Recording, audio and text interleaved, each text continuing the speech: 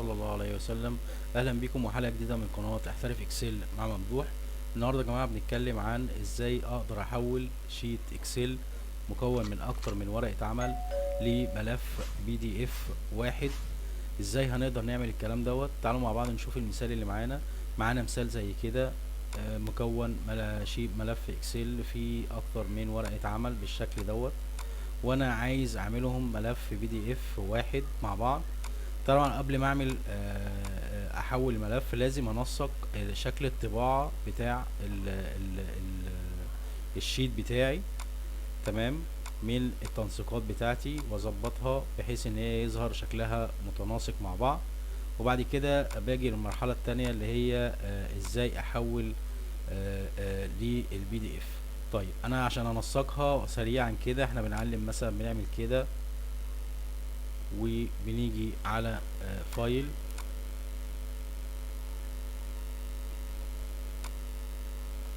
على برنت، وبعمل برنت سيلكشن كده، وبختار الشكل دوت مثلا كده ان انا اطبعها، او شكل الطباعة بتاعتي اعملها بطريقة افقية. بعد ما خلصت الموضوع دوت هروح على اكسبورت. هيقول لي عايز كرييت بي دي اف، هقول له انا عايز اعمل فايل بي دي اف، هدوس عليها اوكي. هيفتح لي هيقول لي انت عايز تسيبها فين او تسمي الفايل بتاعك، فانا هسميه مثلا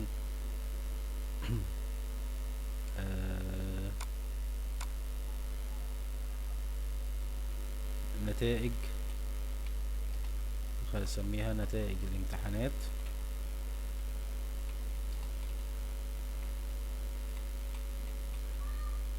تمام، وباجي على الزرار بتاع اوبشن دوت بدوس عليه، بيجي لي هنا بيقول لي انت عايز تعمل اعلم على انتاير ورك بوك، وادوس اوكي، وادوس هنا ببلش. هلاقيه هو حول لي لفايل بي دي اف بالشكل ده. ينزل كده. الموضوع ده يا جماعة بيسهل عليك او بيوفر عليك وقت ومجهود، بدل ما تعمل كل شيت لوحده او كل ورقة عمل لوحدها بي دي اف وبعد كده تجمعهم في فايل واحد.